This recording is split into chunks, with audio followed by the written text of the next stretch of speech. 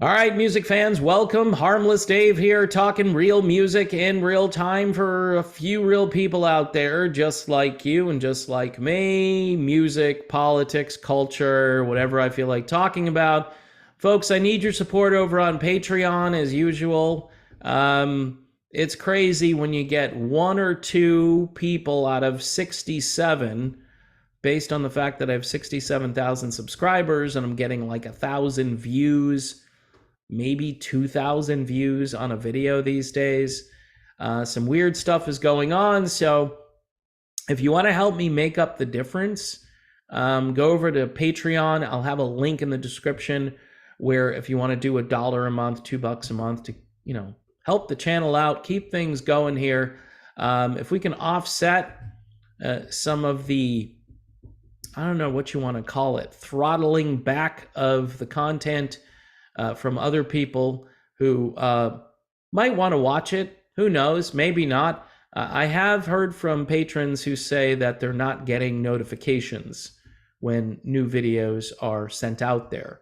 So make sure you're subscribed and make sure you've enabled the notification bell. Now, Roger Waters is in the news again. This time, the U.S. State Department has falsely accused Roger Waters of anti-Semitism.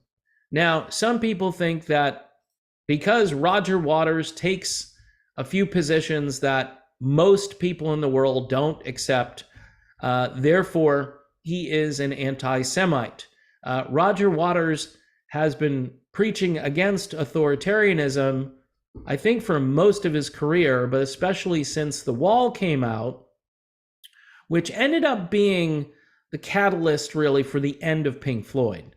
Because once you get that deep into something, other members of the band, I don't think, are as on board. Hence, the final cut comes out, which was even more of a straight up Waters critique of the authoritarians around the world. And again, you can use the music as a template for a lot of different struggles. One of those battles is between Russia and Ukraine right now. David Gilmour came out and supports Ukraine, whereas Roger Waters thinks that maybe this is some kind of a grift where there's so much corruption and we're just sending money to Ukraine so they can enter into an endless war with the Russian Federation. And yes, Russia started it, but there were circumstances that led to Russia starting it. And here in the West, we are too busy to talk about that. We don't want to talk about the Minsk agreement or people being allowed to determine their own destiny in certain parts of Ukraine. You can't do that. Can't talk about it. And so Roger Waters, he's talking about that stuff. He's talking about Israel and Palestine. That's the big one that drives people crazy. People who support Israel, no matter what they do, there's even theology out there which would suggest that you should support Israel no matter what. If you bless them, they will be blessed, and then you'll be blessed, and it's all of that stuff. So it's a religious issue, it's a political issue, and it's a music issue because Roger Waters, when he goes out there and performs his stuff, he's very political. He's done a couple of things which are controversial. I think there was a Star of David that was painted on one of those pigs that end up flying over during the show. I remember seeing Pink Floyd back in 1987, and they were using the same inflatable stuff. And I saw them on a very foggy, drizzly evening. And so the mist in the air and all those spotlights, it was a pretty impressive show. And this was without Roger Waters, but David Gilmour at the time felt like he was going to keep some of that stuff going. It's part of the whole Pink Floyd show. I'm sure he didn't have a Star of David on the side of the pig, but between that and the big one, where the U.S. State Department is now involved. Think of this: the United States State Department is now investigating Roger Waters because he wore a Nazi-like costume or uniform, and he's been doing this to showcase or highlight the fact that there are authoritarians and totalitarians all over the world, whether it was Nazi Germany or maybe in different places like Ukraine, or maybe, you could throw Israel in there. But I'm not doing that. I'm not throwing Israel under the bus, but I'm pretty sure that Roger Waters has been calling this stuff out for like 43 years, if not longer. And now all of a sudden the US State Department is involved, which, again, do you think maybe the State Department might have something else to do rather than critiquing a 78-year-old Pink Floyd co-founder who, again, it's good that he's still out there. This is the way I look at it. He's keeping the music alive. He's keeping the interest in the music alive, but he's going to do things his way. And a lot of fans don't like that. A lot of fans don't like the politics.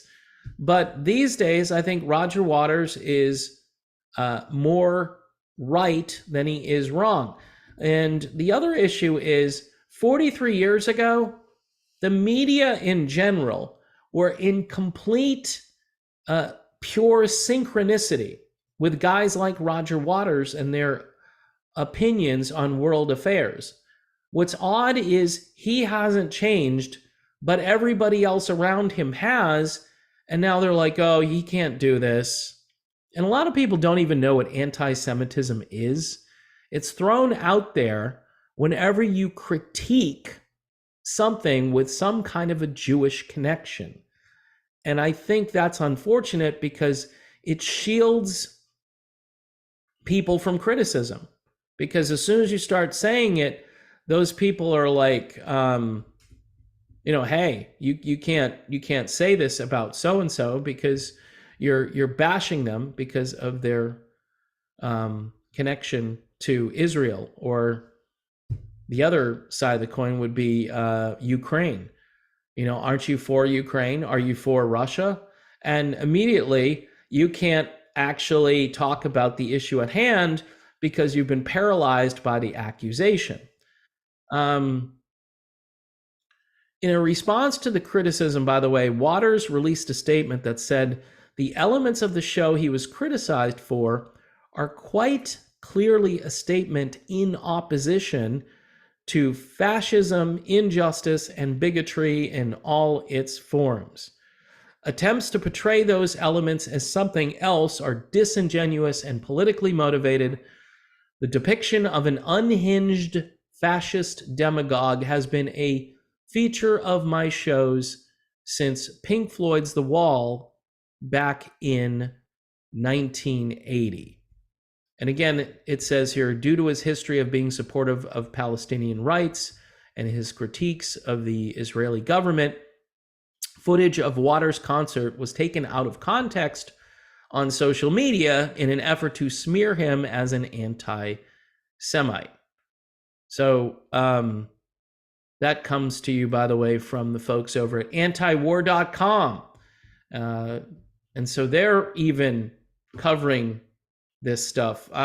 Look, folks, yeah, it would be a lot easier just to go see an artist because they played great music and they weren't getting political.